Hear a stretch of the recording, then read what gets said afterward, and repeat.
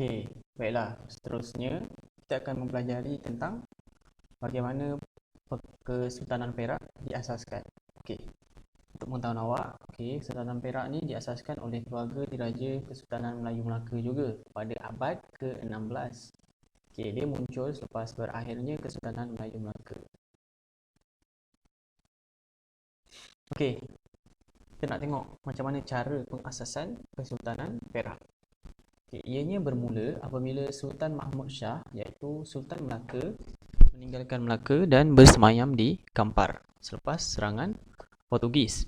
Disebabkan Perak berada di bawah naungan Melaka, pembesar Perak iaitu Tun Saban dan Nakhoda Kasim telah ke Kampar untuk menjadikan putera Sultan Mahmud Shah iaitu Raja Muzaffar ditabalkan sebagai Sultan Perak. Okey, saya akan ringkaskan. Okey. Disebabkan ketika itu Melaka telah diserang oleh Portugis, maka Sultan Mahmud Shah iaitu Sultan Melaka, dia telah meninggalkan Melaka dan berundur ke Kampar, Sumatera. Disebabkan Kampar ni merupakan salah satu wilayah naungan Melaka. Dan pada masa sama, disebabkan Perak ketika itu juga merupakan salah satu naungan Melaka, pembesar Perak iaitu Tun Saban dan Nakhoda Kasim ni, dia telah datang ke Kampar dan menjadikan putera Sultan Mahmud Shah iaitu Raja Muzaffar ni sebagai Sultan Perak. Mereka ingin menjadikan Raja Muzaffar ni sebagai Sultan Perak. Jadi pergilah Raja Muzaffar ni ke Perak bersama alat-alat kebesaran berupa sebilah pedang Cura Simaja Kini, sebilah keris, cap mohor, nobat dan surat ciri. Awak kena ingat alat-alat kebesaran tu, pedang Cura Simanja Kini, sebilah keris, cap mohor, nobat dan surat ciri. Jadi Raja Muzaffar ni pun akhirnya mengasaskan Kesultanan Perak pada tahun 1528 dengan menggunakan gelaran Sultan Muzaffar Shah dengan berpusat di Tanah Abang, pesisir Sungai Perak. Jadi maksudnya, Raja Muzaffar ni dialah yang bertanggungjawab mengasaskan Kesultanan Perak dengan bergelar sebagai Sultan Muzaffar Shah. Pusat pemerintahannya terletak di Tanah Abang. Untuk pengetahuan awak semua, Sultan Perak ke-15 iaitu Sultan Iskandar Zulkarnain pada tahun 1752 hingga 1765 telah memperkenalkan sistem pentadbiran Perak dan mula mengguna pakai Undang-Undang 99 Perak. Kita dah selesai berkenaan Kesultanan Perak. Kita pergi ke kesultanan seterusnya iaitu Kesultanan Terengganu. Baiklah. Untuk Kesultanan Terengganu, macam saya kata kepada awal pembelajaran tadi, dia adalah kesinambungan daripada Kesultanan Johor Riau. Ianya diasaskan pada abad ke-18 oleh keluarga Diraja Susur Galur Bendahara Johor Riau. Jadi bagaimana pula dengan cara pengasasan bagi Kesultanan Terengganu ni? Tengok kotak yang pertama. Pada 1708, Sultan Abdul Jalil dari Kesultanan Johor Riau telah menganugerahkan Terengganu kepada Tun Zainal Abidin, iaitu putera Tun Habib Abdul Majid, iaitu Bendahara Johor Riau. Pada masa sama, Tun Zainal Abidin ni juga dia adalah putera angkat kepada Raja Patani, iaitu Nang Chayam, yang juga digelar sebagai Raja Kuning.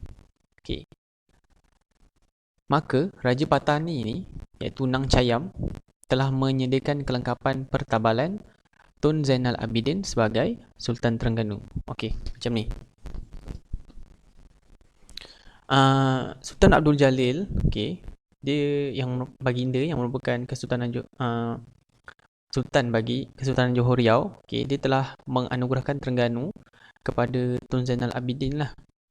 Tun Zainal Abidin ni dia punya bapa dia adalah putera Tun Habib Abdul Majid. Dia daripada keluarga bendahara Johor Riau.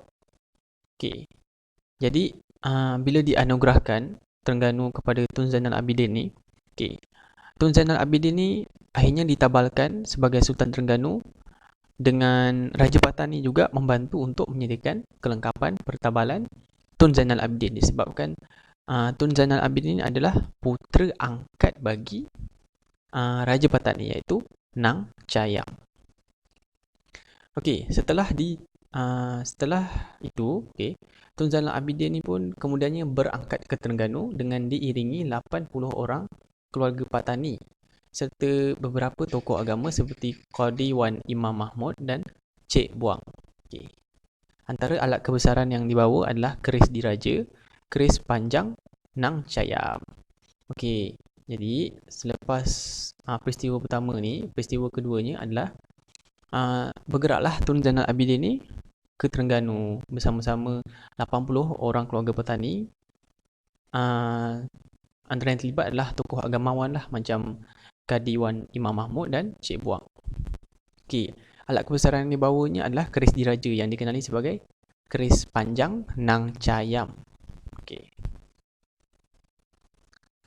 Terengganu akhirnya diasaskan pada 1708 oleh Tun Zainal Abidin dengan gelaran Sultan Zainal Abidin I.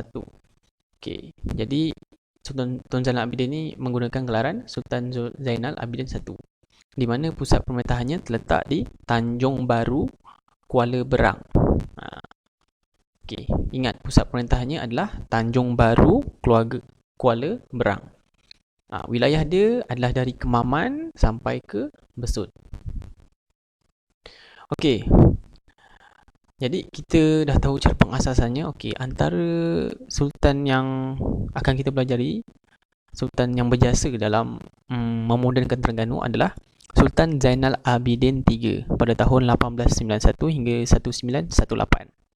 Okey, apa sumbangan dia sampai dia dikatakan bertanggungjawab untuk memodernkan Terengganu? Okey, pertama sekali, antara sumbangannya adalah menggubal undang-undang tubuh kerajaan Terengganu, iaitu Undang-Undang Bagi Diri Kerajaan Terengganu yang dikenali sebagai Itqan Al-Muluk Bita'dil Al-Suluk. Okey. Selain itu, sumbangan lain adalah memperkemaskan sistem sukat dan timbang, menubuhkan mahkamah syariah, menubuhkan pasukan polis dan istana maziah, iaitu istana rasmi bagi kerajaan Kesultanan Terengganu.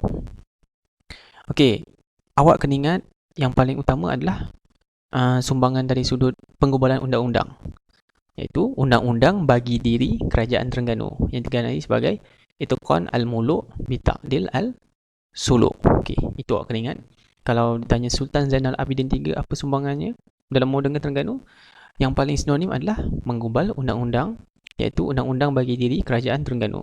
Okey, sumbangan lain juga adalah dari segi sistem sukat dan timbang, menubuhkan mahkamah syariah, pasukan polis dan istana maziah. Okey, istana maziah ni kekal sampai ke hari ini.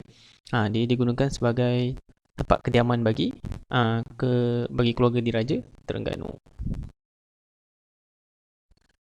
Okey, jadi kita dah habis Kesultanan Terengganu. Okey, jadi bagaimana pula dengan Kesultanan Selangor? Okey. Bagi Kesultanan Selangor, ia diasaskan oleh keluarga diraja Bugis yang berpengaruh di Johor Riau pada abad ke-18. Okey, cara pengasasan Kesultanan Selangor ni, macam mana dia boleh wujud? Okey, pada abad ke-16, masyarakat Bugis semakin ramai menetap di Selangor kerana Selangor merupakan sebahagian wilayah naungan Johor Riau.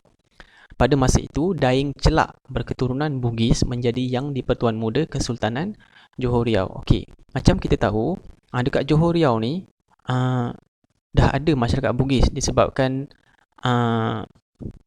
kemasukan Bugis ketika Kesultanan Melayu Melaka, dan dianya berterusan sampai Daing Celak ni menjadi yang di-Pertuan Muda Kesultanan Johor Riau. Okey, jadi pada abad ke-16, masyarakat Bugis ni dia makin ramai. Okey, dia makin ramai menetap di Selangor.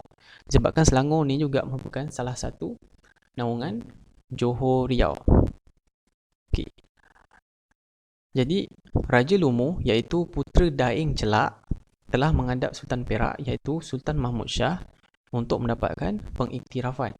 Okey, Raja Lumu kemudiannya ditabalkan sebagai Sultan Selangor dengan dianugerahkan nobat dan cap mohon. Okey, putera Daing Celak mempunyai putera. Okey, Okey, Dayang Celak ni dia mempunyai putera iaitu Raja Lumu. Okey, Raja Lumu ni dia telah menghadap Sultan Perak iaitu Sultan Mahmud Shah untuk mendapatkan pengiktirafan. Jadi akhirnya dia ditabalkan sebagai Sultan Selangor dengan dianugerahkan alat kebesaran lah iaitu Nobat dan Cap Mohong. Jadi Kesultanan Selangor ni akhirnya diasaskan pada 1766 oleh Raja Lumu ni setelah diiktiraf oleh Sultan Mahmud Shah dengan menggunakan gelaran Sultan Salehuddin Shah dengan menjadikan Kuala Selangor sebagai pusat pemerintahan pertamanya. Okey, jadi gelarannya bagi Raja Lumu adalah Sultan Salehuddin Shah dan pusat pemerintahannya adalah Kuala Selangor. Okey, semasa pemerintahan Sultan Alauddin Sulaiman Shah 1858-1938, banyak kemajuan telah dicapai. Maksudnya ada kemodenan lah. Antaranya adalah jalan raya dan landasan kereta api dibina. Okey, keduanya binaan rumah dan kedai bertambah khususnya di Kuala Lumpur dan Kelang. Okey, ini adalah dua sumbangan utamanya. Okey. Semasa pemerintahan Sultan Alauddin Sulaiman Shah. Okey. Okey. Jadi itu adalah cara pengasasan bagi 4 kesultanan di selepas berakhirnya Kesultanan Melayu Melaka lah. Okey, iaitu Kesultanan Pahang, Perak, Terengganu dan Selangor. Jadi, apa yang anda perolehi setelah mengikuti pembelajaran pada hari ini? Okey, macam saya kata tadi, awak dapat dalam pasti cara pengasasan bagi keempat-empat kesultanan tersebut. Okey, bagaimana mereka diasaskan? Siapa yang mengasaskan? Okey, bilakah diasaskan? Okey, pusat pemerintahannya terletak di mana?